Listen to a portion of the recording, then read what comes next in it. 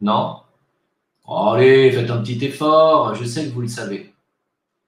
Je sais que tu sais. Non? Alors, attendez, je vais vous aider. Je vais vous aider parce qu'on a posté l'article cet après-midi. Enfin, Karim Ben Abdelkader, mon ami, a posté l'article sur son Facebook. Et ça m'a fait marrer d'ailleurs, parce que je l'ai traité de complotiste. Alors, attendez, bougez pas. Voilà. Est-ce que c'est d'une lenteur absolument phénoménale? Voilà. Donc, je vais vous le partager. Voilà. Ici. Alors, Zineb Razaoui. Donc, pour ceux qui ne savent pas, invitée permanente de tous les plateaux télé du PAF, je vais lire le post de Karim. C'est plus simple parce qu'il a très bien résumé la situation. C'est vrai qu'elle est invitée sur tous les plateaux télé français. Pour cracher sur l'islam et les musulmans en général à longueur de journée, elle vit en fait à Dubaï. Ah, bon, tout en étant mariée à un certain Raphaël. Tiens, c'est bizarre. Quelqu'un qui est converti et dirigeant de la branche finance islamique de la banque Rothschild en Arabie Saoudite. Oh, ben c'est bizarre ça. Rappelons que Zineb bénéficie officiellement d'une protection policière rapprochée française.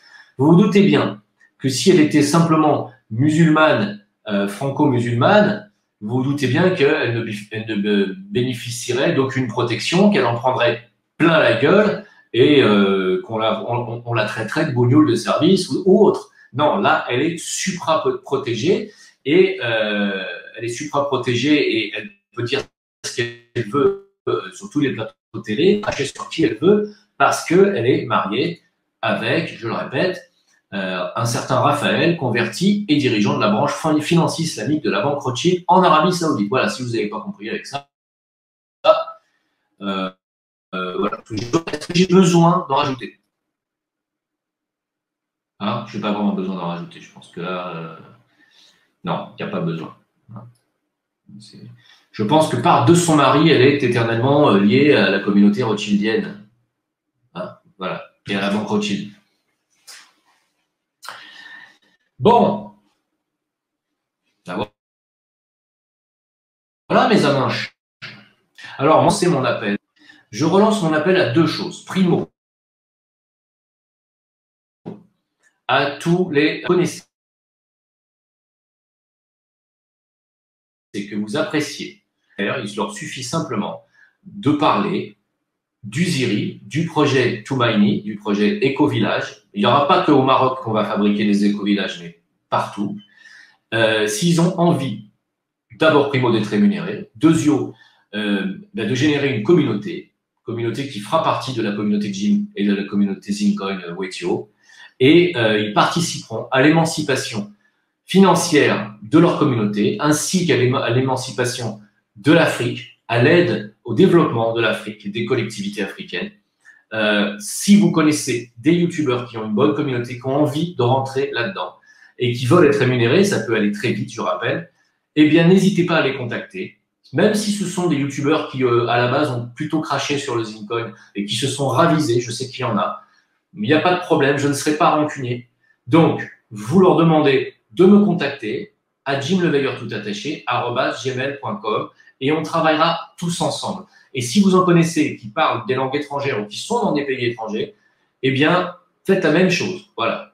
Et vous-même, vous aurez aussi très probablement une petite rémunération si vous faites le pont entre eux et moi. Voilà. OK? Donc, je ne peux pas dire mieux, je vous offre quelque chose de très important. Sachez quand même que ça peut changer votre vie. Voilà. Ensuite, je vais réitérer aussi mon appel. Mon appel à faire un don de 1 euro chacun.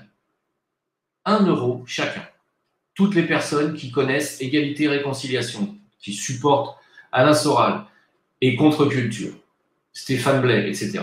Je vous demande de vous arrêter. Non. Je demande à tout le monde de passer le mot et d'envoyer 1 euro minimum, bien sûr.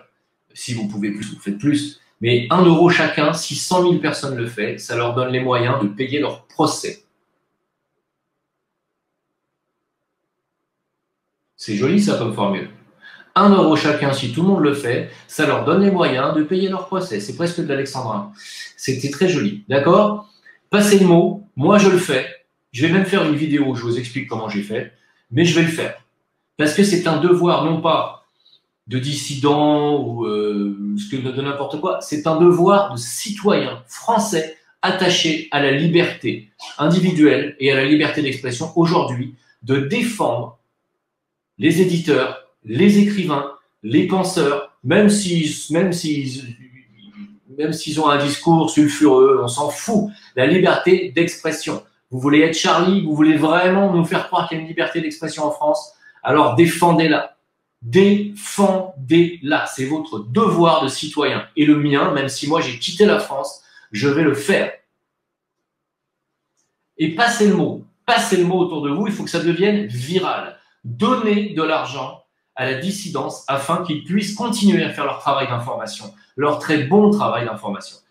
Continuez, parce que si on leur donne de l'argent, ils vont devenir intouchables. Voilà, et ça, c'est très important. D'accord? Voilà, oui, il n'y a pas que ça, Fifidoun, je l'ai dit en début de live, la LICRA a non seulement saisi 45 000 € à Contre-Culture, mais là, ils sont condamnés à payer 134 000 € à la LICRA. En plus, hein, c'est énorme. C'est énorme et ils vont couler la boîte. Si on ne les aide pas, ils sont foutus. 1 €, je pense que tout le monde peut s'en sortir. Même si vous êtes au SMIC, vous allez pouvoir donner 1 € et vous pourrez vous regarder dans la glace en vous disant j'ai participé à mon petit niveau, mais j'ai participé à sauver la réelle liberté dans ce pays. Voilà. Moi, je vous